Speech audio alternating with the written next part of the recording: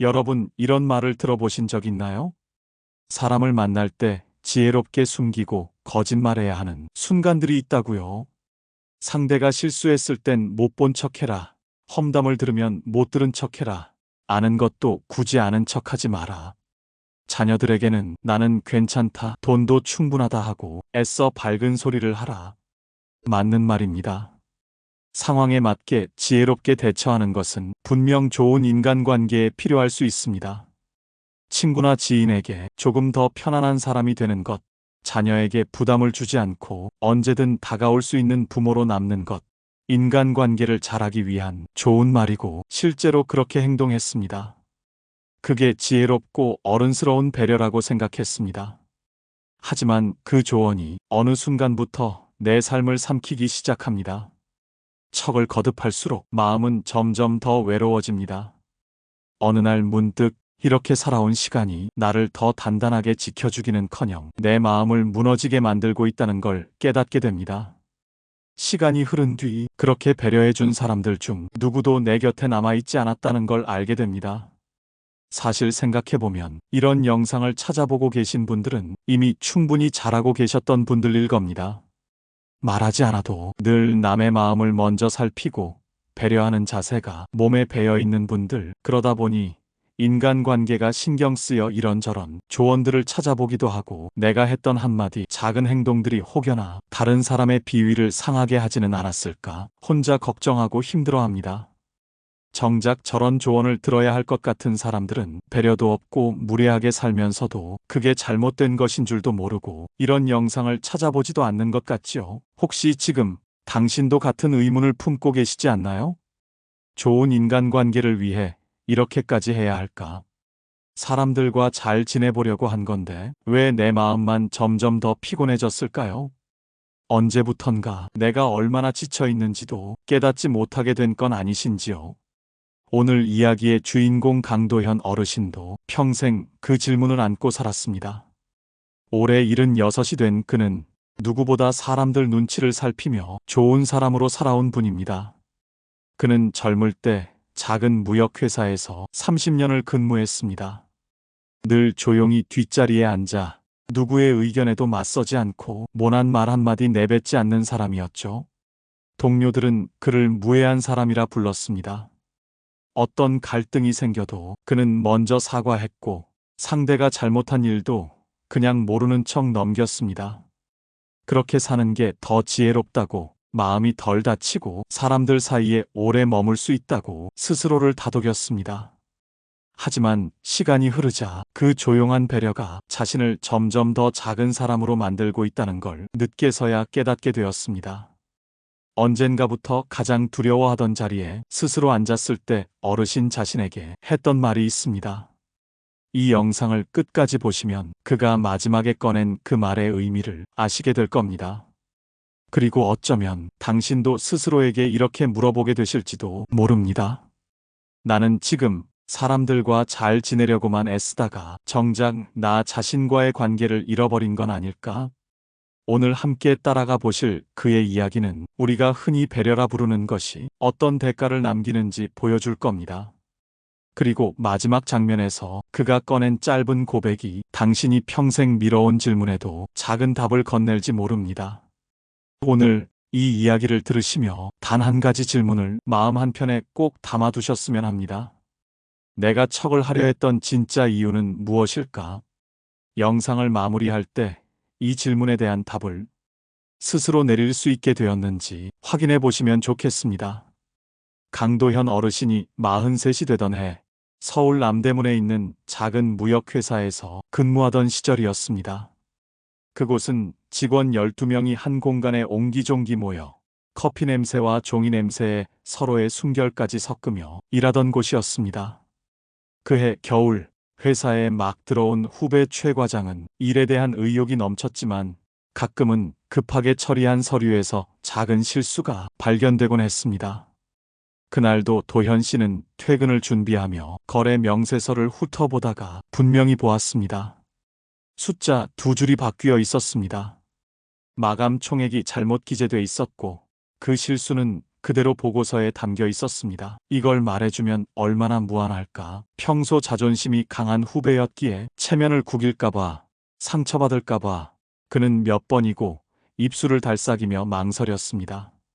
그리고 결국 서류를 조용히 덮었습니다. 며칠 뒤 사장이 회의 자리에서 서류를 들고 얼굴을 굳혔습니다. 이걸 누가 검토했나? 회의실 공기가 차갑게 식었습니다. 그날 저녁 최 과장이 그의 자리로 다가왔습니다. 선배님, 그때 혹시 알고 계셨죠? 도현 씨는 시선을 떨군 채 작게 숨을 내쉬었습니다. 보긴 했는데 말할까 말까 하다가 최 과장은 억지로 웃더니 짧게 한숨을 내쉬었습니다. 그런 배려 저는 바라지도 않았어요. 그 말이 묘하게 오래 귀에 맴돌았습니다. 그날 이후 그는 서서히 멀어지는 기색을 느꼈습니다. 며칠 뒤 퇴근 후 작은 곱창집에서 회식이 있었습니다. 술잔이 몇 순배쯤 돌자 동료들의 목소리가 거칠어졌습니다. 김 부장은 도대체 뭘 믿고 저러는 거야? 맨날 아는 척만 하고 자기 공로만 챙기잖아. 그 험담은 끝을 모르고 이어졌습니다. 누군가 도현 씨 쪽으로 얼굴을 돌렸지만 그는 아무 대답도 하지 않았습니다. 그저 술잔만 바라보았습니다. 그 순간 마치 모두의 시선이 한 번에 멀어지는 기분이 들었습니다. 하루는 조용한 복도 끝에서 김 대리가 그를 불렀습니다. 강 씨, 얼마 전 내가 출장 갔을 때 내 얘기 나왔다는 거 알고 있었죠? 근데 왜 나한테 아무 말도 안 했어요? 도현 씨는 고개를 떨궜습니다. 그냥 말하면 더 상처될까봐. 그게 더 서운해요. 나한테만은 얘기해줘야 되는 거 아니에요?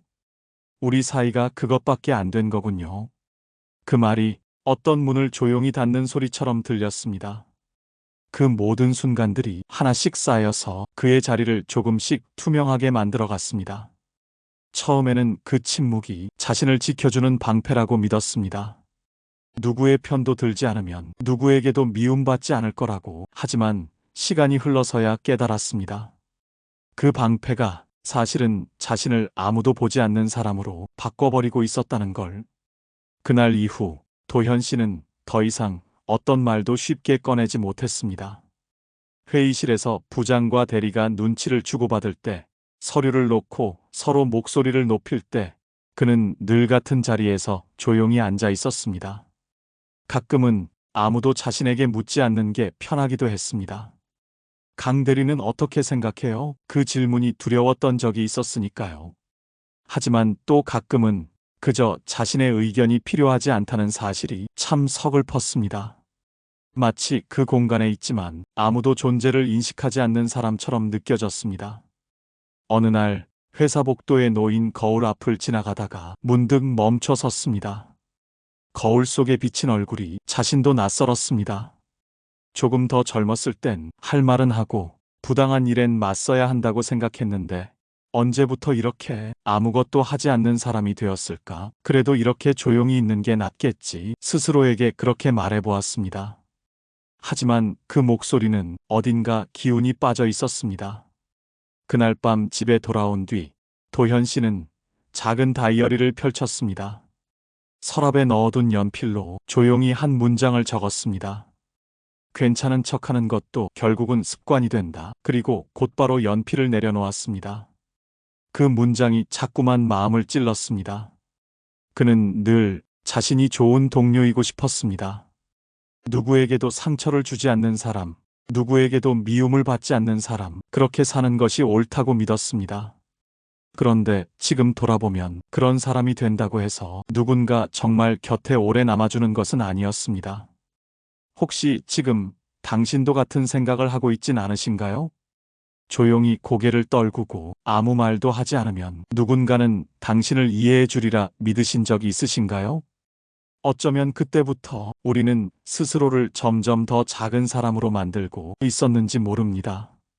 그 침묵이 버릇이 되고 그 버릇이 결국 고독이 된다는 걸 조금 늦게서야 깨닫게 됩니다. 그리고 그 침묵이 습관이 된 채로 몇 년이 더 흘렀습니다. 아마 당신도 궁금하실 겁니다. 그렇게 모든 걸 모르는 척하던 사람이 끝내 어떤 결론에 닿게 되었을지. 강도현 어르신이 60을 막 넘겼을 때 오랫동안 다닌 회사를 그만두었습니다. 송별의 날 그는 늘 해왔던 대로 모든 사람의 눈치를 살폈습니다. 이제 편안하게 사세요. 그래도 당신이 있어서 회사 공기가 늘 부드러웠어요. 그 말들이 고맙기도 했지만 어쩐지 공허했습니다. 그토록 오래 회사에 머물렀는데 정말 아무도 그의 속마음을 알지 못한다는 사실이 서글프게 다가왔습니다. 퇴직 후에도 그는 여전히 괜찮은 척이 몸에 배어 있었습니다. 처음에는 그게 익숙했고 어느 정도는 필요하다고 생각했습니다. 괜찮다는 말은 자기 체면을 지키는 방법이었고 사람들에게 부담 주지 않는 예의라고 믿었습니다. 어느 날 아침에 일어나 거실을 둘러보았습니다. 벽에 걸린 달력이 벌써 몇 장이나 넘어갔는데도 방 안 풍경은 하나도 달라지지 않았습니다. 낡은 소파 위에 어제 벗어둔 외투가 그대로 걸려 있고 식탁엔 아무도 손대지 않은 찬장이 놓여 있었습니다. 아무도 오지 않는 집, 아무 일도 일어나지 않는 하루, 그런 시간이 몇 해쯤 이어지자 마치 마음에도 먼지가 쌓여가는 것 같았습니다. 명절이 다가오면 자식들은 전화를 걸어 안부를 물었습니다. 아버지, 요즘 잘 지내세요? 응, 잘 지낸다. 하루가 금방 간다. 뭐 필요한 거 있으세요? 아니야, 다 있어. 아무것도 걱정하지 마라. 그 말을 할 때마다 마음 한구석이 저릿했습니다. 정말 아무것도 필요 없어서가 아니라 필요하다고 말할 용기가 없어서였습니다. 어쩌면 자식들이 부담스러워할까봐, 자기 연약함이 보일까봐 늘 그렇게 말했습니다. 괜찮다, 아무렇지 않다.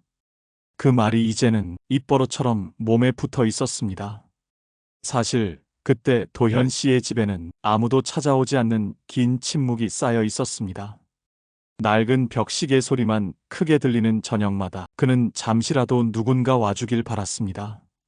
하지만 전화를 끊고 나면 또 스스로를 다독였습니다. 괜히 부담 주면 안 돼. 이렇게 말해야 자식들도 마음 편할 거야. 어느 해 겨울 딸이 손주를 데리고 잠시 들렀습니다. 두어 시간쯤 머물다 떠나기 전에 딸이 조용히 말했습니다. 아버지는 늘 괜찮다고 하세요. 늘 다 잘 지내신대요. 그래서 우리가 뭘 해도 상관없으신 건가 싶어요. 그 말에 도현 씨는 숨이 막히는 기분이 들었습니다. 아무 대답도 할 수 없었습니다. 딸이 현관문을 닫고 나간 뒤 그는 한참 동안 거실에 혼자 앉아 있었습니다. 가만히 귀를 기울이면 시계 초침 소리만 또렷하게 들렸습니다. 그 소리가 어쩐지 더 큰 공허함을 키웠습니다. 그때 깨달았습니다. 나는 왜 이렇게까지 괜찮은 척을 하고 있을까? 그 물음이 마음 한가운데로 조용히 내려앉았습니다. 그리고 그날 밤 작은 스탠드를 켜고 앉아 지난 몇 년을 떠올렸습니다. 그는 가족들이 떠나가는 뒷모습을 몇 번이나 창문 너머로 지켜보았습니다. 하지만 그 순간에도 단 한 번도 조금은 외롭다고 말해본 적이 없었습니다. 왜였을까요? 누구라도 한 번쯤은 마음을 내어놓고 기대고 싶을 때가 있는데 그조차 하지 못하는 자신이 처음으로 안쓰럽게 느껴졌습니다. 혹시 지금 당신도 그런 적 있으신가요? 도무지 다 괜찮지 않은데 아무도 그걸 알아채지 못하도록 더 크게 웃은 적 있으신가요? 어쩌면 마음의 문을 잠그고 있는 사람은 누군가가 아니라 우리 자신인지도 모릅니다. 그날 밤 도현 씨는 이상하게 잠이 오지 않았습니다. 문득 이런 생각이 떠올랐습니다. 내가 평생 이렇게 살아온 이유가 정말 배려였을까? 그 물음이 마음 한가운데에 작은 파문처럼 번졌습니다. 이 영상의 마지막 장면에서 그가 조용히 꺼낸 한마디를 들으시면 아마 당신도 그 질문에 대한 단서를 찾게 될 겁니다. 그리고 어쩌면 그 말이 당신 마음에도 오래 남을 것입니다. 그 긴 시간의 침묵이 끝날 기회는 예상치 못한 자리에서 찾아왔습니다. 그리고 그 순간 그는 처음으로 스스로에게 놀라게 됩니다. 퇴직 후 몇 해가 흘렀을 때였습니다. 강도현 어르신은 동네에 있는 작은 노인복지관에 일주일에 두세 번씩 들렀습니다. 그곳은 늘 비슷한 풍경이었습니다. 커다란 창문으로 햇빛이 부드럽게 스며들었고 가만히 앉아만 있어도 시간이 천천히 흘러가는 곳이었습니다. 어느 테이블에는 바둑판을 놓고 고개를 맞댄 어르신들이 있었고, 어떤 자리에서는 신문을 읽는 사람들, 누군가는 그저 멍하니 벽을 바라보았습니다. 그렇게들 묵묵히 시간을 버텼습니다. 그곳에서 가끔 바둑을 두고 가끔은 그냥 신문을 읽으며 시간을 보냈습니다. 어느 날, 그날도 도현 씨는 늘 앉던 자리로 갔습니다. 구석 테이블에 앉아 신문을 한 장씩 넘기며 시선을 돌렸습니다. 어느새 그곳에 오는 얼굴도 익숙해졌습니다. 그런데 그날 처음 보는 분이 한 명 있었습니다. 그 복지관에 처음 보는 분이 앉아 있었습니다. 체격이 다부지고 목소리가 조금 큰 이지호 씨라는 분이었습니다. 처음에는 낯설다 못해 조금 부담스러웠습니다. 너무 쉽게 말을 거는 사람이었으니까요. 늘 조용히 있는 걸 좋아하던 도현 씨에게 그런 활달한 성격은 버거웠습니다. 그날도 이지호 씨가 다가왔습니다. 강 선생님, 오늘도 신문만 보실 겁니까? 같이 점심이나 합시다. 평소 같으면 예의로라도 한 번은 웃으며 받아들였을 겁니다. 하지만 그날은 이상하게 마음이 무겁게 가라앉아 있었습니다. 잠시 머뭇거리다 가만히 시선을 내리깔고 그냥 솔직하게 말했습니다. 사실 오늘따라 좀 피곤하고 혼자 있고 싶네요. 아무렇지 않게 마음을 드러낸 건 거의 처음이었습니다. 예전이라면 괜찮아요. 언제든 좋아요 하고 말했을 겁니다. 순간 조금은 미안한 마음이 들었습니다. 상대가 기분 상하진 않을까? 괜히 어색해지진 않을까? 그런데 이지호 씨는 잠시 고개를 끄덕이더니 아무렇지 않게 다른 자리에 앉았습니다. 그게 이상하게도 가슴을 편하게 했습니다. 이상하게도 그 한마디를 내뱉고 나니 속이 시원했습니다. 그날 이후 이지호 씨는 종종 도현 씨 옆자리에 와 앉았습니다. 어떤 날은 바둑판을 들고 와서 오늘은 한판 합시다 하고 웃었습니다. 어떤 날은 그저 같은 신문을 나눠봤습니다. 묘하게 편안했습니다. 아무 말이 없어도 같이 앉아 있다는 것만으로도 조금은 덜 외로웠습니다. 그 조용함이 어색하지 않았습니다. 복지관에서 돌아오는 길에 도현 씨는 문득 생각했습니다. 내가 이 사람에게 뭘 특별히 한 것도 아닌데 그저 오늘은 피곤하다고 그냥 솔직하게 말했을 뿐이었습니다. 그런데 그 한마디로 오히려 관계가 조금 더 편해졌다는 사실이 낯설고도 이상했습니다. 어느 날 이지호 씨가 혼잣말처럼 말했습니다. 강 선생님은 괜히 사람 맞추려 애쓰지 않아서 편해요. 그 말이 가슴에 오래 남았습니다. 그제야 깨달았습니다. 나는 평생 내가 불편해지지 않으려고 남을 맞춘 줄 알았는데 어쩌면 내 마음을 드러낼 용기가 없었던 건 아닐까. 그날 밤 집으로 돌아온 도현 씨는 혼자 앉아 찬장에 물잔을 올려두었습니다. 손등을 문지르면서 작은 미소가 번졌습니다. 아무것도 특별한 일이 일어나지 않은 하루였지만 그 평온이 낯설지 않았습니다. 그리고 처음으로 이런 생각을 해봤습니다. 맞는 사람은 어쩌면 내가 어떤 척을 해도 그냥 남아주는 거구나. 그 후로 둘은 주말마다 자연스럽게 함께 시간을 보냈습니다. 서로에게 특별한 얘기를 하지 않아도 언제든 그 자리에 있다는 것만으로 편안했습니다. 혹시 지금 당신도 비슷한 경험이 떠오르지 않으신가요? 어쩌면 마음을 다 숨기지 않아도 맞는 사람은 그렇게 남아주는지도 모릅니다. 그리고 언젠가는 그 편안함이 우리에게 가장 큰 위로가 될지도 모릅니다. 그리고 어느 날 밤 강도현 어르신은 문득 생각했습니다. 그래도 한 번은 내가 미루어온 이야기를 꺼내야겠다. 그는 작은 서랍에서 노란 편지지를 꺼냈습니다. 그 편지를 받게 될 사람은 예전 회사에서 함께 일하던 김대리였습니다. 마지막에 그게 더 서운해요라고 말하던 얼굴이 여전히 눈에 선했습니다. 도현 씨는 편지를 꺼내 탁자 위에 펼쳤습니다. 손바닥을 문지르며 잠시 그 자리에 가만히 앉아 있었습니다. 어떤 말을 먼저 꺼내야 할지 차마 쉽게 알 수 없었습니다. 서랍 속에는 그가 수십 년 동안 써보려다 미뤄둔 하얀 봉투들이 있었습니다. 한 번도 보내지 못한 사과, 끝내 전하지 못한 고마움, 그리고 늘 마음속에만 품고 있던 수많은 이야기, 그 종이들을 쳐다보며 스스로에게 작게 중얼거렸습니다. 나는 왜 이렇게까지 아무 말도 못하고 살았을까? 그 물음이 그날따라 더 크게 마음에 울렸습니다. 도현 씨는 펜을 쥔 손이 조금 떨리는 걸 느꼈습니다. 첫 문장을 적으려다 몇 번이나 펜 끝을 허공에 멈추었습니다. 마음속에서 무거운 문 하나가 천천히 열리고 있었습니다. 오랫동안 닫아둔 방 안에서 차갑게 굳은 감정들이 조용히 모습을 드러냈습니다. 내가 왜 이제야? 그 생각이 목구멍까지 차올랐습니다. 그리고 마침내 천천히 글자를 눌러 적었습니다.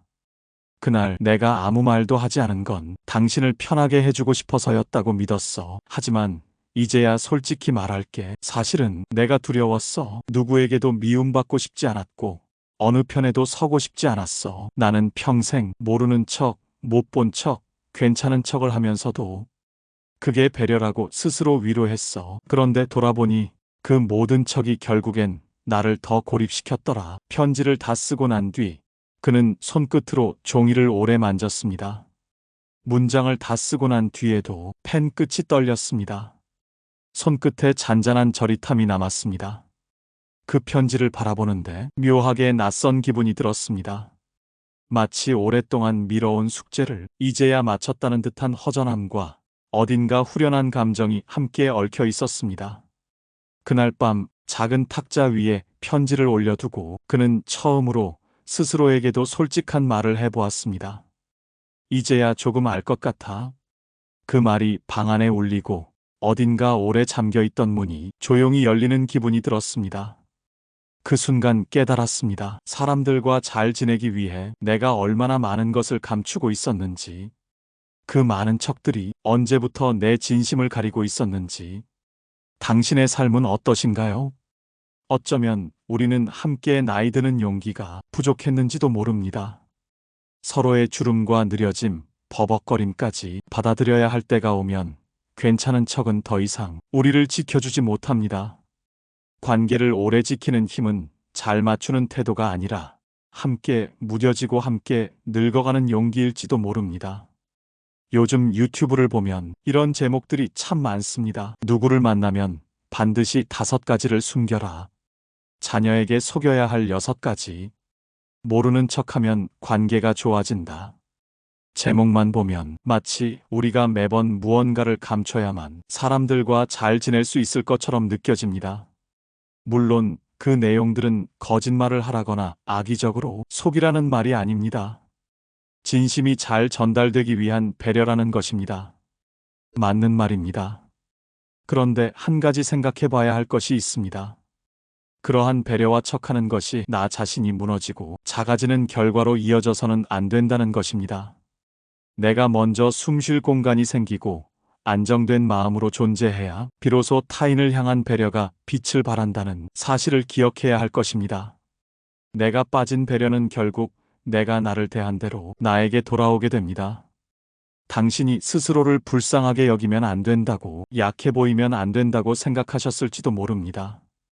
하지만 스스로를 연민하는 용기가 없으면 아무도 당신의 고단함을 알아주지 못합니다. 자기 연민은 패배가 아니라 당신이 다시 숨을 고를 수 있는 회복 방식입니다. 다른 사람이 어떻게 나를 바라볼지를 고민했던 시간만큼 나 스스로를 어떻게 대하고 있었는지를 돌아봐 주시면 좋겠습니다. 이 영상의 도현 씨를 보더라도 알 수 있듯이 나와 잘 맞는 사람은 어떻게든지 내 곁에 남게 됩니다. 그 전에 내가 먼저 내 곁에 남아 진정한 친구가 되어주는 것은 어떨지요? 혹시 지금 이 영상을 처음부터 함께 걸어오신 당신은 기억하시나요? 맨 처음 제가 드렸던 그 질문을, 내가 척을 하려 했던 진짜 이유는 무엇일까? 이제 그 물음에 대해 당신만의 대답을 떠올려 보시면 좋겠습니다. 어쩌면 그것은 누군가를 배려하기 위해서였을지도 모릅니다. 어쩌면 내가 상처받지 않기 위해서였을 수도 있습니다. 아니면 그저 외롭지 않은 사람처럼 보이고 싶어서였을 수도 있습니다. 그 어떤 이유였든 괜찮습니다. 어쩌면 이 질문에는 정답이 없을지도 모릅니다. 그 답을 찾아보려는 당신의 시도로 이미 충분하다는 사실을 기억해 주셨으면 합니다. 오늘 이 이야기가 당신 마음속 호수에도 작은 용기를 남겼길 바랍니다. 구독과 좋아요를 눌러주시면 영상 제작에 큰 힘이 됩니다. 오늘도 평온한 하루 보내세요. 감사합니다.